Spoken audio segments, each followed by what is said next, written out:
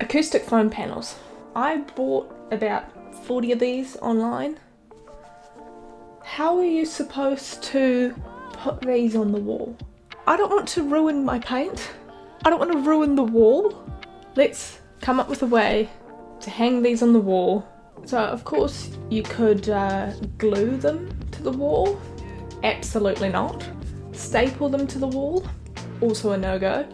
So I've thought of framing them, sticking them to a frame so that you can hang the entire frame on the wall from 2 or 3 picture hooks. That sounds way better to me, so let's make it. I initially thought of using a spray adhesive to stick the panels to the backing.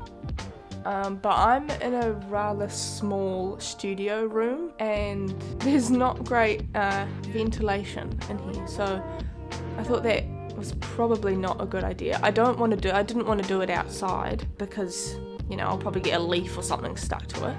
I went about doing this by first laying out how I wanted it to look.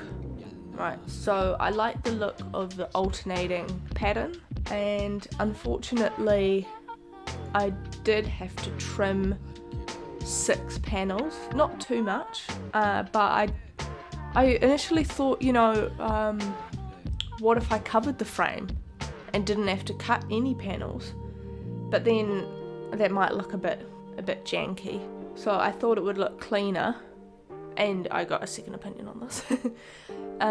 We decided it would look cleaner to keep the frame and actually, you know, frame the panels. So I laid them all out, then I trimmed them to get them to fit, being very careful with just a craft knife and a cutting board. So then I used a pencil to basically create a grid. And the reason I did this is, firstly, I wanted to be able to know where to put the panels back once I take them off. And also, I didn't want to see any of the white board behind the panels showing through, so I wanted to cover it all up.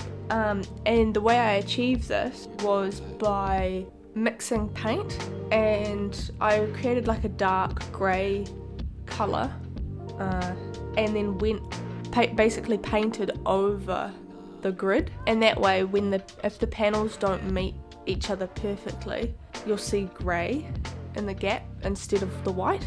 Yeah, so I ended up going with contact adhesive.